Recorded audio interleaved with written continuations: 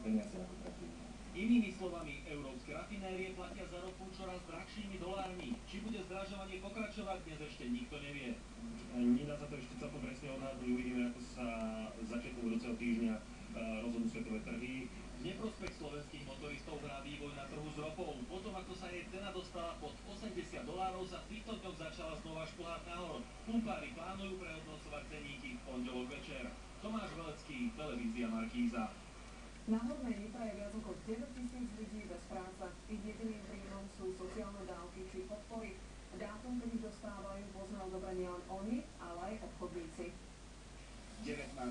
Tak na tento deň mesiaci sa teší niekoľko stoviek obyvateľov Handlovej. Mama kúpi piatok je, toto sa nedela. Prievidský okres sa trápi s nedostatkom práce. Viac ako 9 000 ľudí si hľadá zamestnanie. Najhoršie to je v Baníckom meste. Najviac nezamestnaných je v meste Handlova, 1415 občanov v evidencii. Pre nich je 18. či 19. deň mesiaci doslova ako sviatok. Na sociálne dávky sa tešia aj obchodníci, ktorí tu podnikajú. Letový mesiac je výrazne slabší, ale ten stred okolo toho 18. 19. je podstatne lepší. V týchto dňoch tu podľa miestnych býva živo. Počet kontrol musí zvýšiť aj mestská polícia. Nieraz to dopadne aj takto.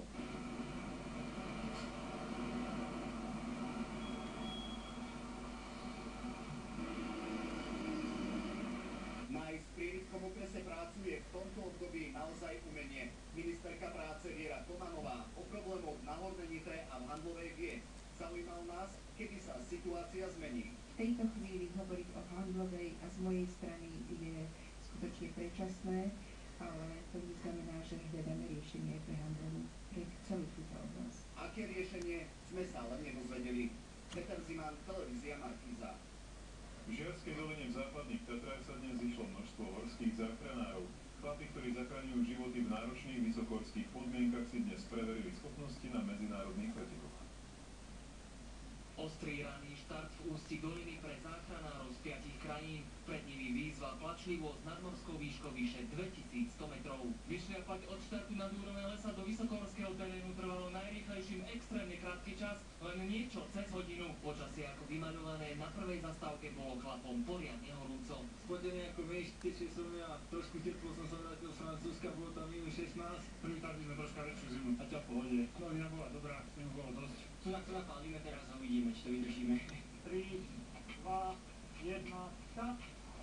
Tempo bolo ako keby naozaj išlo o život, nie každý to zvládol. Prešlo 21 družstiev, 18 vzdala na štarte časovky a 5 nám neprišla.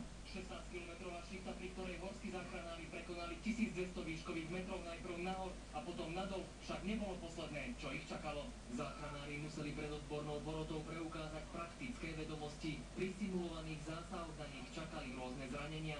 Význam pretekov okomentoval s obrovským nadhľadom ten, ktorý dnes pútal asi najväčšiu pozornosť. Slovinec Davo Karničar je prvý človek na svete, ktorý zlyžoval smalt Everestu.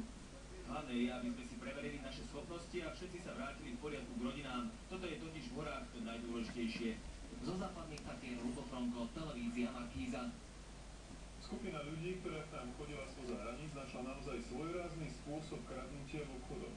Nepomohli však. Ako kradli sa dozviete o chvíľu. Po 2 minúty sme naspäť.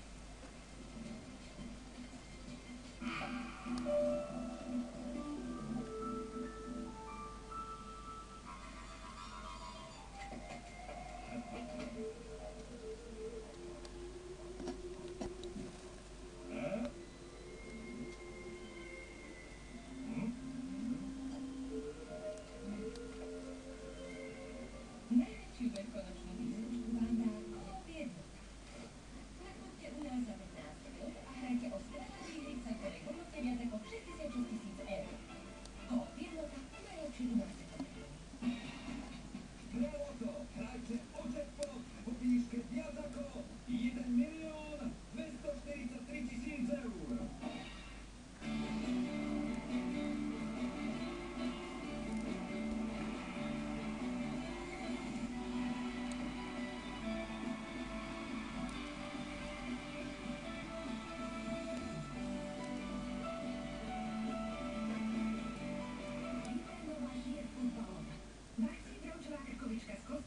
kilogram za 2,49 €.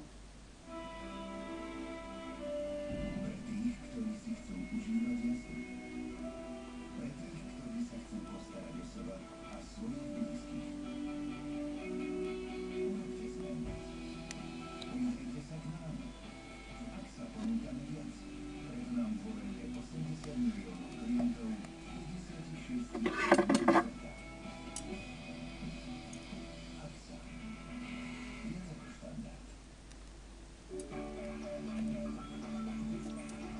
Na poplatkom sme klientom ušetrili takmer 7 miliónov eur. Chcete byť jedným z nich? Partners Group. Finančné služby inak.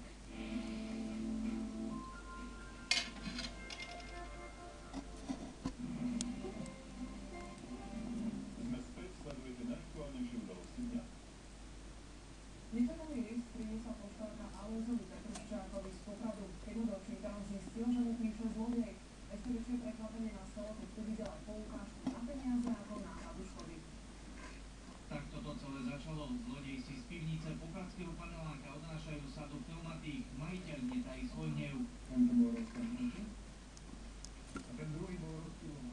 Dlhé týždne bolo ticho. Keď už Alojz Petruščák prestal dúfať, že polícia zlodejov dolapí, tak jeden z nich sa ozval sám. V tomto liste prosí o odpustenie. Je mi to ľúto a verte mi prosím, že to nebolo úmyselne, aj že to tak vyzerá. V liste zlodej pripomína, že za ukradnuté pneumatiky a zničené zámky posiela peniaze.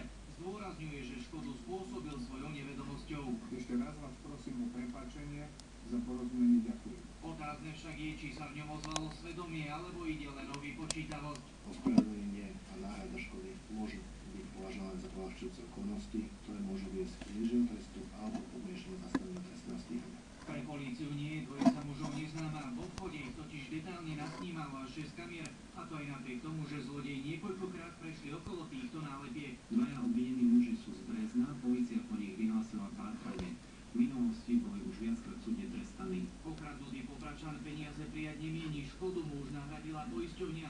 Zlodejovi sa ale chystá odpísať. Ten prvý moment, keď ma to dožralo, ale ináč necítim voči nemu nič, tak ako ospravedlnenie prijímam. Z detektívov vieme, že páchateľ sa na miesto činu zväčša vráti, no v tomto prípade to za neho urobil list. Nič sa však nemení na tom, že celé Slovensko bude dvojicu zlodejov poznať najmä ako tragikomických hrdinov, ktorí sa pri krádeži nechali nasnímať množstvom kamier.